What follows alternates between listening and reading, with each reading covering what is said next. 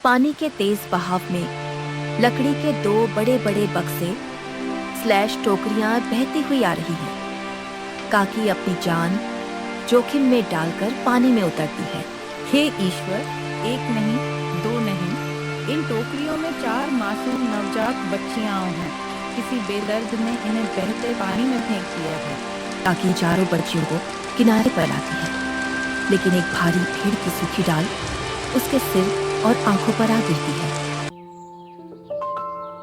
गांव के एक कोने में एक पुरानी झोपड़ी थी, जहां काकी नाम की एक अंधी बुढ़िया अकेले रहती थी। गांव वाले उसे बेसहारा समझते थे, लेकिन किसी को नहीं पता था कि उस बंद दरवाजे के पीछे एक बहुत बड़ा रहस्य छुपा हुआ है। सूरज ढल चुका है। गांव वाले अब अपने अपने घरों में सोने चले जाएंगे। अब तुम चारों बाहर आ सकती हो मेरी बच्चियों। झोपड़ी का दरवाजा धीरे से खुलता है। अंदर 4 सुंदर और युवा लड़कियां रूपा, सोना, चंपा और चमेली बाहर आती हैं। माँ, हम पूरा दिन इस अंधेरे कमरे में बंद रहकर थक जाते हैं। आखिर कब तक हम गांव वालों से छुपकर यहाँ इस तरह जिएंगी? दीदी सही कह रही है माँ। गांव वालों को लगता है कि आप अकेली हैं, तो अगर उन्हें पता चल गया कि हम आपके साथ यहाँ रहते हैं तो क्या होगा? माँ, आप अंधी हैं, लेकिन फिर भी हमारा इतना ख्याल रखती है। लेकिन हमारे दिल में हमेशा ये डर रहता है कि हमारा सच सामने ना आ जाए। डरने की कोई बात नहीं है बहनों। जब तक माँ का साया हमारे सिर पर है, इस गांव में कोई भी हमारा बाल भी बांका नहीं कर सकता। मेरी बच्चियों, यह गांव जितना सीधा दिखता है उतना है नहीं। जब तक सही समय नहीं आता, तुम्हारा छुपा रहना ही सबके लिए बेहतर है। गांव वालों के लिए काकी सिर्फ एक लाचार और अंधी औरत थी। कोई नहीं जानता था कि ये चारों बेटियां असल में कौन हैं और काकी इन्हें पूरी दुनिया से छुपाकर क्यों रख रही थी। गांव का मुखिया और उसका एक साथी रामू दूर झाड़ियों के पीछे से झोपड़ी की तरफ देख रहे हैं। मुखिया जी, मैंने अपनी आंखों से देखा है। रात होते ही काकी की झोपड़ी से 4 लड़कियों के हंसने और बात करने की आवाजें आती हैं। अंधी बुढ़िया की तो कोई संतान नहीं थी, फिर उसके घर में रात को 4 लड़कियां कहां से आती हैं? दाल में जरूर कुछ काला है रामू। रहस्य की परतें धीरे धीरे खुलने लगी थी। गांव वालों के मन में शक का बीज बोया जा चुका था, लेकिन काकी का यह सच गांव में क्या भूचाल लाने वाला था।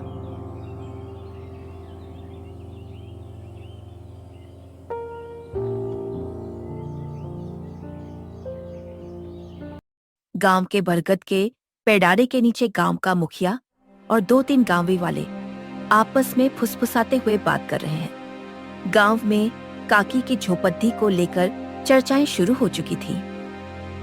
मुखिया गांव वालों के मन में जहर घोलने का काम कर रहा था। भाइयों, अंधी काकी पिछले 20 सालों से अकेली रहती आई है। फिर अचानक रात के अंधेरे में उसकी झोपड़ी में कौन आता है? हमें इस बात का पता लगाना ही होगा। मुखिया जी, काकी बेचारी अंधी और सीधी सादी औरत है। उसने कभी किसी का बुरा नहीं किया, तो हम बिना वजह उस पर शक क्यों करें? सुमेर, सीधी सादी शक्ल के पीछे कई बार बड़े बड़े राज छुपे होते हैं। अगर कोई गैर कानूनी काम हो रहा है तो गांव की सुरक्षा की जिम्मेदारी मेरी है। झोपड़ी के बाहर जैसे जैसे शक का दायरा बढ़ रहा था, अंदर बेटियों का डर और भी गहरा होता जा रहा था। माँ, आज सुबह गांव के लोग हमारी झोपड़ी की तरफ बार बार देख रहे थे। मुझे लगता है कि उन्हें हमारे होने का एहसास हो गया है। डरो मत मेरी बच्ची, जब तक नीयत साफ है रब हमारा रखवाला है। लेकिन तुम चारों को दिन में बिल्कुल भी खिड़की के पास नहीं जाना है। माँ, कब तक हम यूं डर डर कर जिएंगे? गांव वाले अगर जान भी जाए कि हम आपकी बेटियां हैं तो इसमें गलत क्या है? तुम मेरी बेटियां तो हो, लेकिन खून का रिश्ता नहीं है। अगर गांव वालों को तुम्हारे असली वजूद का पता चला तो वो तुम्हें चैन से जीने नहीं देंगे। रात के 12 बज चुके थे। पूरा गांव सो रहा था, लेकिन काकी की झोपड़ी के पास 2 साएं रेंगते हुए पहुंच रहे थे। रामू और मुखिया चुपके से काकी की झोपड़ी की दीवार से सटकर खत दीदी होते हैं। दीदी, माँ सो गई है। चलिए आज हम कल के भोजन के लिए अनाज पीस लेते हैं ताकि माँ पर ज्यादा बोझ न पड़े। खिड़की के बाहर खटखटाहा रामू आंखें फाड़ देकर अंदर देखने की कोशिश करता है। मुखिया जी, अंदर दिया जल गया है और लड़कियों की आवाजें आ रही हैं। वो सच में 4 लड़कियां हैं। मुखिया का चेहरा खौफ और लालच के मिले जुले भावों से भर जाता है। ये अंधी बुढ़िया 4 जवान लड़कियों को अपने घर में छुपाकर क्यों रखी है? कल सुबह पूरे गांव के सामने इस झोपड़ी का दरवाजा खुलेगा।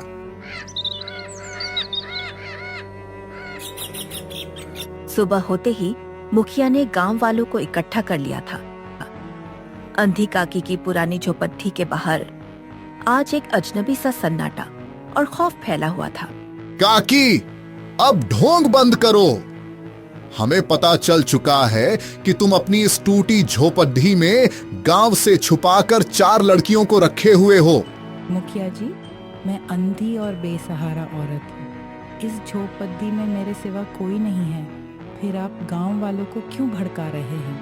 भिड्डा में से रामू आगे आकर काकी पर उंगली उठाता है। झूठ मत बोलो काकी।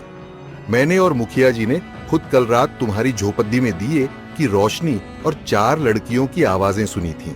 गांव का सीधा साधा निवासी सुमेर काकी के बचाव में आता है। रामू, जरा संभल कर बोलो। काकी सालों से अकेली रह रही है। अगर उसके पास कोई रुक भी गया तो इसमें इतना बड़ा हंगामा करने की क्या जरूरत है? सुमेर, अगर ये लड़कियां सही हैं, तो काकी इन्हें गांव वालों से छुपाकर क्यों रखती हैं? जरूर ये कोई भगोड़ी या अपराधी है। झोपड़ी के अंदर का दृश्य। 4 बेटियां रूपा, सोना, चंपा, चमेली दरवाजे के पीछे खद्दी डर के साए में बाहर का हंगामा सुन रही हैं। 4 बेटियों के दिल तेज धड़क रहे थे। उन्हें अपनी माँ के अपमान का डर सता रहा था। अब बहुत हुआ। गांव वाले हमारी वजह से माँ पर झूठा इल्जाम लगा रहे हैं। हमें बाहर निकलकर सच का सामना करना ही होगा।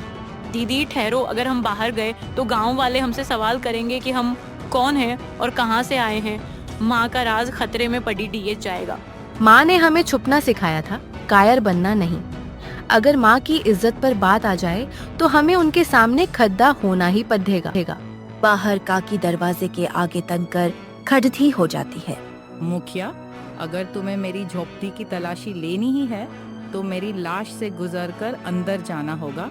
अचानक झोपड़ी का दरवाजा जोर से खुलता है। 4 सुंदर बेटियां आए एक साथ बाहर आकर काकी के पीछे खद्दी हो जाती हैं। भीड़ तदह में सन्नाटा छा जाता है।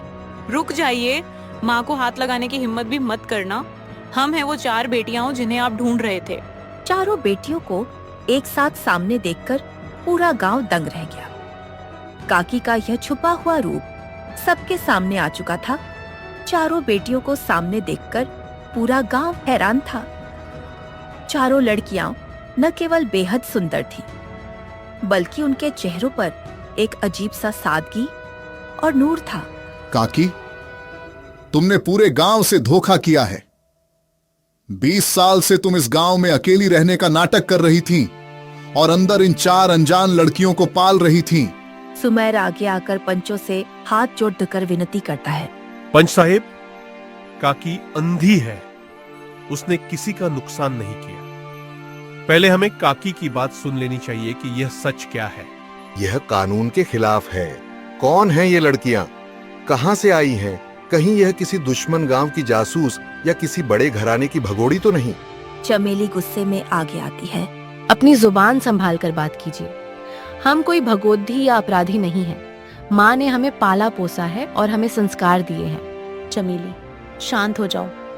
गांव वालों का शक करना लाजमी है, क्योंकि हमने आज तक अपना चेहरा इस गांव को नहीं दिखाया था।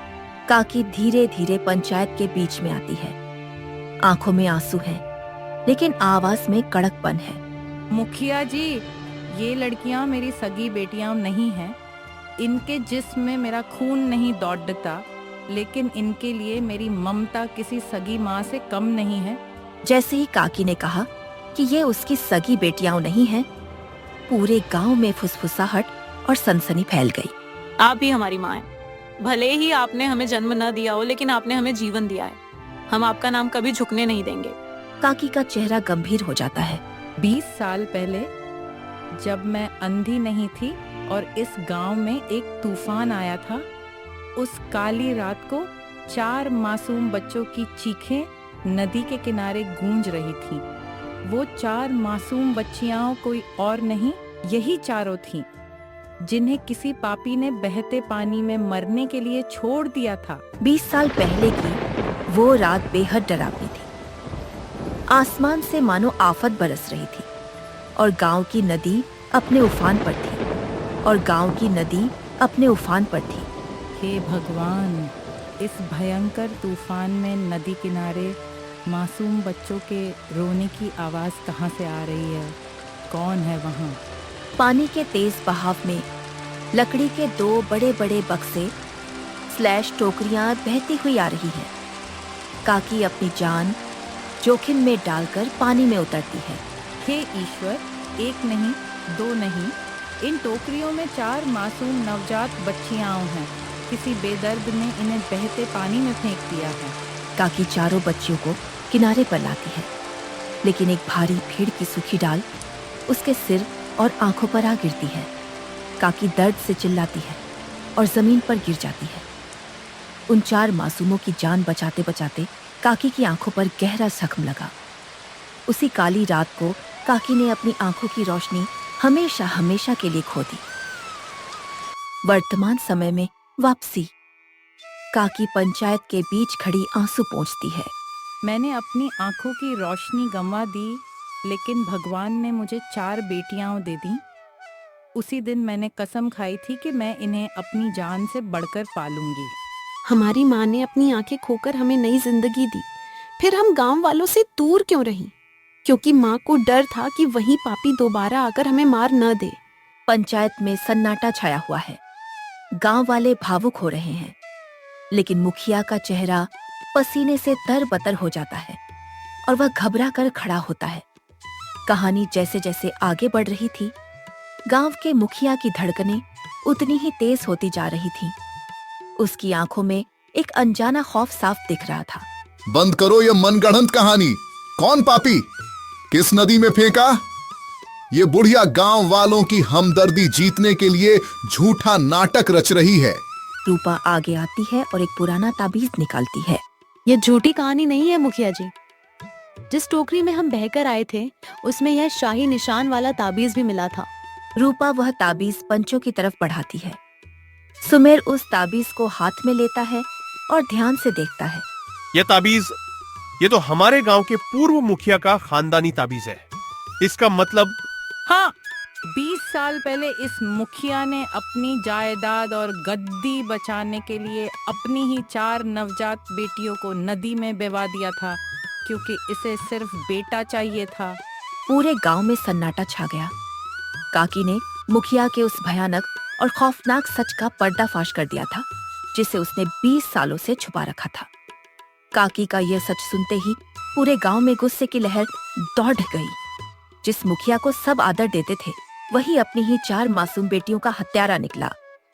सुमेर ताबीज को पंचायत और गांव वालों को दिखाता है। मुखिया जी, अब अपनी सफाई में क्या कहोगे? ये ताबीज आपके ही खानदान की निशानी है। आपने सिर्फ गद्दी और बेटे के लालच में इन मासूमों को नदी में फेंक दिया था। ये सब झूठ है। ये बुढ़िया और ये लड़कियां मिलकर मेरे खिलाफ साजिश रच रही हैं। पंच साहिब, इनकी बातों का भरोसा मत कीजिए। चारों बेटियां रूपा, सोना, चंपा, चमेली एक साथ मुखिया के सामने आकर खड़ाडी होती हैं। उनके चेहरों पर अब डर नहीं, बल्कि स्वाभिमान है। जो इंसान अपनी ही नवजात बेटियों को मौत के मुंह में धकेल सकता है, वह इस गांव का मुखिया बनने के काबिल बिल्कुल नहीं है। आपने हमें मारकर फेंक दिया था, लेकिन इस अंधी माँ ने अपनी आंखों की रोशनी गमवाकर भी हमें सीने से लगाकर पाला। असली बाप नहीं, असली माँ यह है। चमेली गुस्से से मुखिया की तरफ देखती है। आज हमें दुख इस बात का नहीं कि आप हमारे जन्मदाता हैं, बल्कि गर्व इस बात का है कि हमारा पालन पोषण इस महान और पवित्र दिल वाली माँ ने किया है। पंचायत ने बिना किसी देरी के अपना अंतिम और कठोर फैसला सुनाया। जुल्म करने वाले को उसके पापों की सजा मिलने की घड़ी आ गई थी। मुखिया, तुम्हारा यह पाप अक्षम्य है। तुम्हें तुरंत मुखिया के पद से हटाया जाता है और पुलिस के हवाले किया जाता है। तुम्हें कड़ी से कड़ी सजा मिलेगी। 2 गांव वाले आगे बढ़कर मुखिया और उसके साथी रामू को कसकर पकड़ डरट लेते हैं। मुझे माफ कर दो, मैं तो बस मुखिया के कहे पर चल रहा था। पुलिस आती और मुखिया को ले जाती है। गांव वाले काकी और चारों बेटियों के सामने खरारे खड़े होते हैं। मुखिया को उसके किए की सजा मिल गई। आज गांव की आंखें शर्म से झुकी थी और काकी व उसकी बेटियों के प्रति सम्मान से भरी थी। काकी, हमें माफ कर दो। हमने तुम्हें लाचार समझा, लेकिन तुम तो देवी हो। आज से यह पूरा गांव तुम्हारा और तुम्हारी इन 4 बहादुर बेटियों का ख्याल रखेगा।